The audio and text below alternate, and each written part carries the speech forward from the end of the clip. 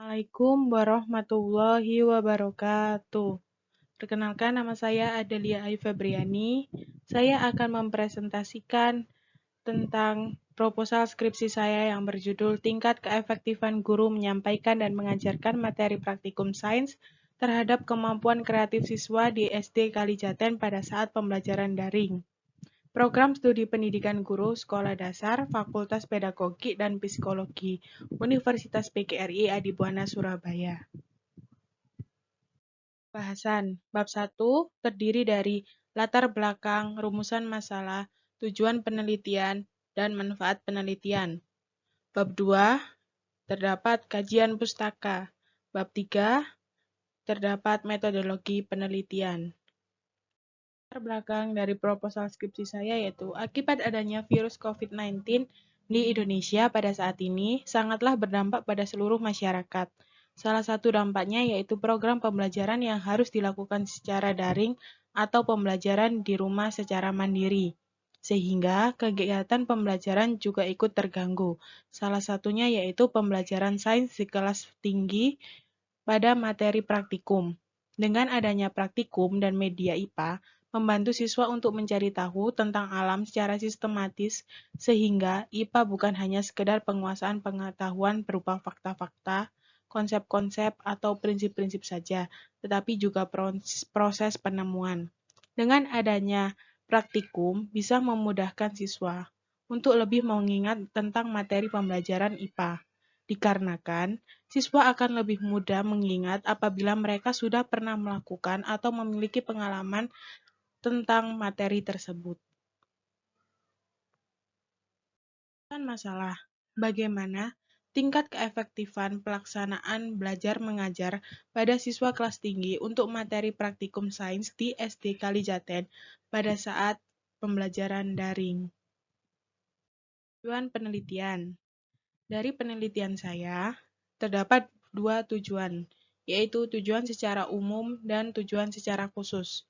Tujuan secara umum, penelitian ini memiliki tujuan untuk dapat mengetahui secara menyeluruh keefektifan pelaksanaan belajar mengajar pada siswa kelas tinggi untuk materi pembelajaran praktikum sains di SD Kalijaten pada saat pembelajaran daring. Berikutnya, tujuan secara khusus. Secara khusus, penelitian ini memiliki tujuan untuk mengetahui secara rinci tentang bagaimana keefektifan pelaksanaan belajar mengajar pada siswa kelas tinggi untuk materi praktikum sains di SD Kalijaten pada saat pembelajaran daring.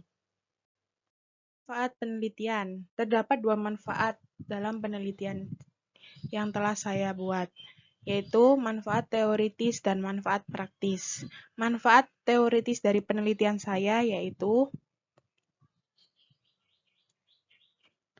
pada survei berikut adalah dapat mengembangkan proses belajar mengajar pada materi praktikum sains untuk kelas tinggi di sekolah dasar, khususnya sekolah dasar yang mengalami pembelajaran daring. Dan juga manfaat praktis. Yang pertama, manfaat bagi guru. Manfaat hasil survei tersebut bagi guru adalah sebagai masukan yang dapat digunakan untuk pengolahan pengajaran dan penyampaian materi pada materi praktikum sains saat pembelajaran daring untuk kelas tinggi di sekolah dasar agar lebih efektif dan berjalan sesuai dengan tujuan pembelajaran. Manfaat bagi siswa. Hasil penelitian ini, siswa dapat lebih meningkatkan keefektifan pembelajaran materi praktikum pada saat pembelajaran daring. Yang berikutnya, manfaat bagi orang tua.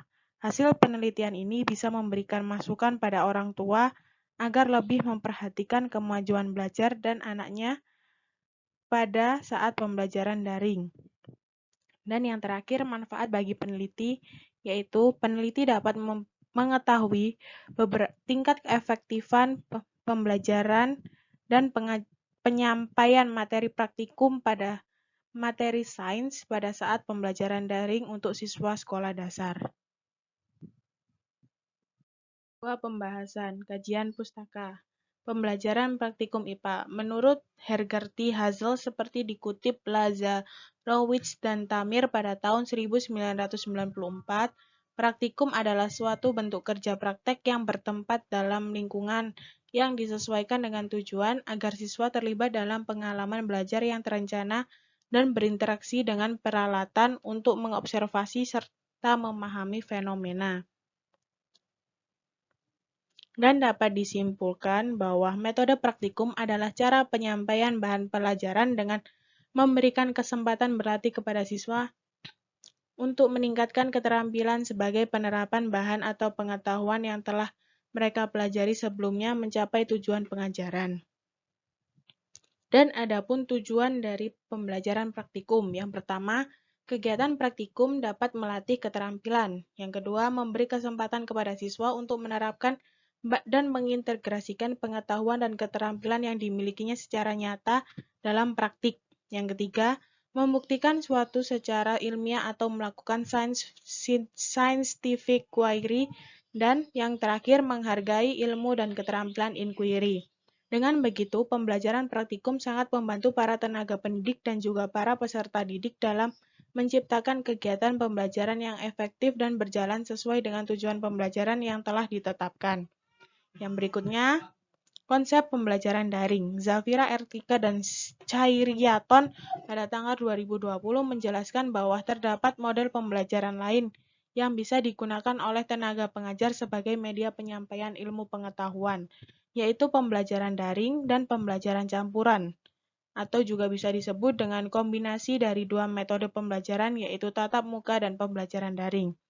Metode pembelajaran daring tidak menuntut siswa untuk hadir di kelas. Siswa dapat mengakses pembelajaran melalui media internet. Dan juga melalui pembelajaran daring, siswa juga dapat melakukan kegiatan pembelajaran dimanapun dan kapanpun ia berada. Yang berikutnya, pembelajaran IPA pada kelas tinggi. Menurut Tillery, tahun 2017, sains adalah suatu yang dapat diamati yang terdapat di lingkungan. Tahap ini diawali dengan menemukan hal-hal yang masuk akal yang melibatkan benda-benda di lingkungan, sesuatu yang dapat dilihat atau disentuh. Pembelajaran IPA harus melibatkan keaktifan anak secara penuh atau juga bisa disebut dengan active learning.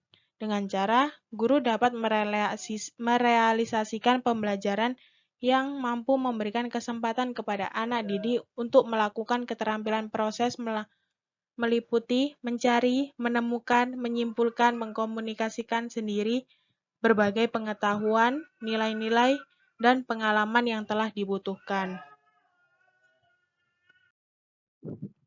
Kerangka berpikir. Pada saat pembelajaran daring, kegiatan pembelajaran banyak yang mengalami hambatan dan keterbatasan. Contohnya seperti pembelajaran praktikum. Pembelajaran praktikum sangat memudahkan tenaga pendidik dan siswa dalam proses pembelajarannya. Dikarenakan dengan adanya pembelajaran praktikum, siswa memiliki pengalaman melakukan sesuatu dan siswa pun menjadi lebih mudah untuk mengingat dan mempraktikkan dalam kehidupan sehari-harinya. Dengan begitu, siswa lebih kreatif dan mandiri pada saat mereka menghadapi berbagai masalah dalam kehidupannya sehari-hari. Berdasarkan paparan tersebut, dapat dilihat gambar tersebut merupakan konsep dari kerangka berpikir penelitian saya. Bab 3. Metodologi penelitian. Yang pertama, pendekatan penelitian. Pada penelitian ini, pendekatan yang digunakan adalah pendekatan kualitatif. Metode kualitatif lebih menekankan pada pengamatan fenomena dan lebih meneliti ke substansi makna dari fenomena tersebut. Analisis dan ketajaman penelitian kualitatif sangat terpengaruh pada kekuatan kata dan kalimat yang digunakan. Peneliti bermaksud untuk mencermati masalah tentang tingkat keefektifan guru menyampaikan dan mengajarkan materi praktikum sains pada siswa kelas tinggi di SDN Kalijaten pada saat pembelajaran daring secara mendalam. Berikutnya, subjek penelitian. Subjek penelitian merupakan hal terpenting dalam sebuah penelitian. Oleh sebab itu, subjek penelitian ini harus ditata dengan baik sebelum penelitian siap untuk pengumpulan data. Pada penelitian ini, subjek yang digunakan adalah siswa kelas 6 yang berjumlah 25 siswa dan guru kelas 6 SDN Kalijaten. Tempat dan waktu penelitian. Penelitian ini berlangsung di sekolah yang berlokasi di SDN Kalijaten, Kecamatan Taman, Sidoarjo.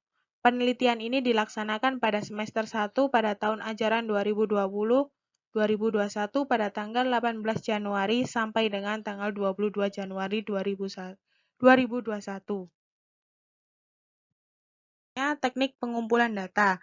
Dalam penelitian ini, data diperoleh melalui kondisi alamiah atau natural setting, dan beberapa teknik pengumpulan data kualitatif yang digunakan adalah wawancara terstruktur, observasi, dan dokumentasi.